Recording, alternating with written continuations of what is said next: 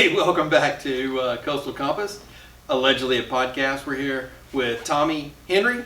We're going to get into lifestyle on the Eastern Shore and a little bit about Tommy Henry here in a second, right after this.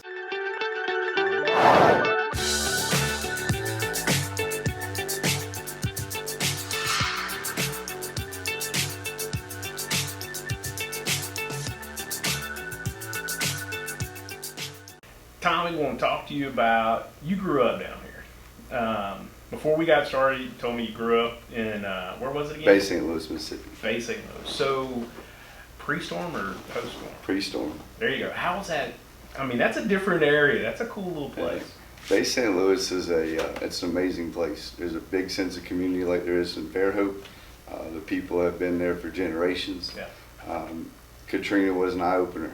It really changed a lot of people's locations. Yeah, it did, right? It changed a lot of people's lives, for good and bad. The town has come back to life like you wouldn't believe. It's a great place, but it definitely blew us over here. Okay, so y'all came after the storm? We did. We All lost right. everything that we had there. My folks moved to Savannah, Georgia for about 6 months, and then they moved here. I lived in Miami, Tampa, Atlanta while working seafood jobs, Okay. and then decided to come back here. where And they you were. and your dad are basically wholesale seafood guys. Correct. Right? So we sell to distributors. We sell to retail outlets across the country.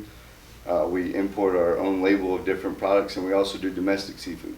Okay. Shrimp, crab meat, crawfish, oysters, alligator meat, all under our label, as well as import products from various different places. But Gotcha. we do a lot with distributors and retailers. Having moved over here and lived over here, one of the cool things, you got a boat, Hmm. and every chance you get, you're on the boat. What type of boat? Where do you go? I mean, what's Anything a that normal floats, boat really, trip? No, but currently we've got a center console boat, and when we get in the boat, we either go across the river shack on the Mobile shore, Okay. or we head down to the beach. If we go to the beach, we have various different places down there that most of everybody goes to. Pirates Cove and Yep. Yacht Club and Avenue Pub and Robinson Island and places like that. Unless we're headed out into the Gulf to go fishing. One All of right. the two. How long does it take for you to get from? If you're You're down running to from Fairhope Harbor down to the beach to go play, it's about an hour and a half. If you're running to the mouth of the Gulf to go out fishing, it's about an hour and 15 minutes or so to the Gulf, depending on the waves. Because everybody knows the Mobile Bay is like a soup bowl, so you never really know what you're going to get. Yeah, that's true. Now, on the boat part of it, do you trailer the boat or do you have it stored somewhere? I have it stored. Yeah, Fly Okay. Creek Marina, they do an amazing job. Charlie and that whole group there, they do. Yeah, Genie Paradise, literally, they do you a great just- job. You call them, tell them you're going, it's gassed up in the water. They won't do the gas anymore. Oh, okay. Unfortunately, between the city and the docks, it's two different marinas. Okay. So the insurance policies won't let them do that. They used to gas it up, but they'll ice, they'll beer, they'll whatever you want, and you get two ends out, one in and one out a day. Okay. And they wash it down on the way in, and they wash it out on the way out, and they flush the motor. Nice. So they do a really, really good job for a reasonable price. I didn't realize that they were that full service. Yeah, they Okay. do an awesome job down there. Plus, when you get off, depending on what day, you have a restaurant right there. Sometimes you just want to take a walk over to Pete's place, It's a great view. Yeah, it is. All right, well, talking about that, you got 1, 2, 3 kids? Two kids, boy and a girl, How old? 9, they're twins. All right, so when y'all are going out, what's the family outing look like? Depend if we're around here, anything to do with pizza, Mexican food, places for people to play outside like the Mill, Yeah. or they love agave. Sunset Point's another one where you can run around outside. Any place that there's some room where they don't have to sit and listen to me talk at the table. They just want to, Dad, I want to eat and go. What about for adults only? If it's just, date night. so to speak. Typically, if it's me and my wife, I really love Pearl Restaurant. They have very, very authentic Cajun food. Yeah. Very good selection of fresh seafood. So we'll usually start there, and then we'll go to Monkey Bar over there behind there, 5 Gold Monkeys. We'll go there. And then, you know, depending on how all that goes, we may end up over at Tongue and Groove, but that's a late night. I got you.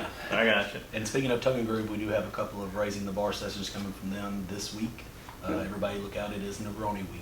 Yeah. So My go-to And place though. when this comes out, It's gonna be that'll after be past Negroni. due. Yeah. So go back to It's the okay, they'll still site see it when they get this video. and go see the Negroni week. And those were a lot of fun to record. But go. I'm sorry. No, that's all right. No, I just and my go-to place if anybody's looking for happy hours or go to do some nice is Fly Bar.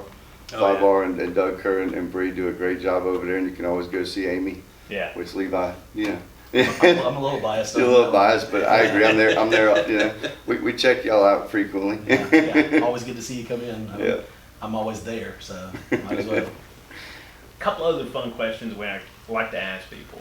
If you had the power to change anything in this area, just snap your finger and it changed, what would it be? People taking care of the area, Okay.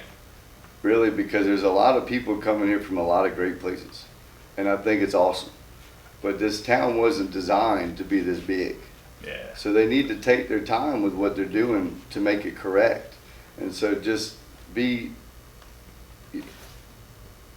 gentle with what's going on. You know, this, Be nice and about it. patient. Figure out what's going on with the city, how you can help. Don't be so hasty. Figure out what you need to do. Do it, but just do it in the time that the city and that we're going to allow, you know? And don't get Yeah. upset about things that the people in this town have no control over. Right. well, one of the things, all right, so coastal cleanup was this past Saturday, and group from Bellator, we all went down to the Fairhope Pier, and it was a little bit of a joke. We thought, all right, we were going to have to bring trash from the house because Fairhope does a good job of cleaning it up. But Incredible. even with that, the number of water bottle caps Oh, I bet. Yeah. embedded in the beach, embedded in the ground all over the place, they were all over the world. I mean, I must have picked up 40 or 50 of them. Now, were y'all like raking up stuff through the sand, like trying to make sure there was nothing buried, or was this more of a like you see it, you pick it up kind of deal? Dude, this was fat old white people just barely bending over as much as they could to pick stuff. I mean, it was easy picking. Yeah. But I was amazed We have at how much enough we did problems pick as up. it is with the bay, with what we have to deal with runoff and Yeah. everything else. You don't need to be adding to that on top, you know? Yeah. Like, just Clean your stuff up. be kind. That's it. So you're in the seafood business. How much, when you go fishing, do you go fishing a lot? Or next question would be, what are you going for? What's the fun fish to go catch? If there's a minute in the day that I can go fishing, I'm going fishing. Nice. Anytime I have an excuse to get on the boat, it's going to happen. Okay. And when I go in the bay, it's, you know, triple tailed to redfish to sheephead to, you know, trout, depending on the time of year. And then when we go out front, it's usually, you know, snappers, a grouper, and Yeah. tuna and things like that. But we have a great estuary of different species around where we're at. We have a lot of great seafood. Man, I can't believe I don't see triple tail in the restaurants as much as I do. You know, it's mostly on special boards. Yeah. It because is. they get limited amounts of it from various different places. But it's a phenomenal eating fish. Out of all the fish that you sell, how many would you say are, make up your local fish here? You know, unfortunately, Levi, about 20%. Okay. You know, domestic seafood has become so expensive, and the families that are fishing it are getting so beat down at the docks by prices. It's difficult to justify going out in your boat to commercially fish fish, be it crab, shrimp, anything. And so the imports have come in a huge way, and we do those. Yeah. But the domestic fisheries as a whole definitely need some help. Okay. They And what do you definitely mean by need- help? They need some more subsidies. They need to be compensated in ways that are like the Chinese catfish is with swai, like swai is with domestic catfish.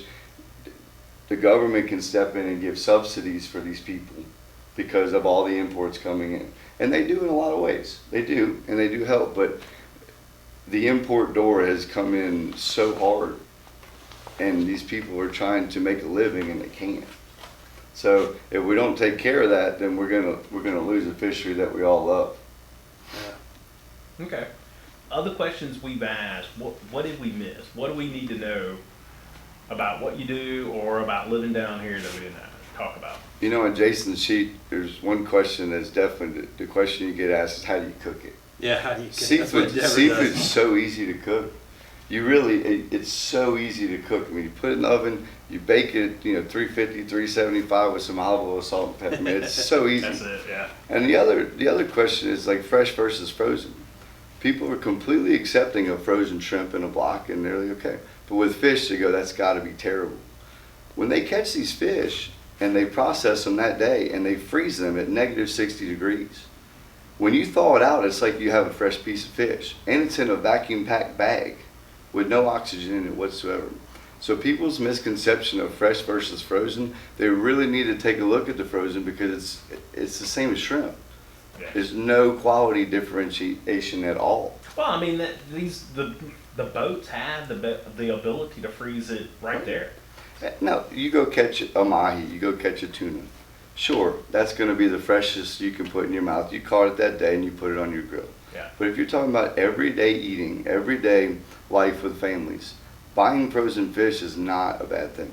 Yeah, I just want to take the time for a second. Thank y'all for having me on here, first of all. Oh yeah, thanks for coming, man. It was, Y'all got a good thing going here, and I think that a lot of people have some things to say, and I think it'd be really good for the area, and certainly thank you for having me.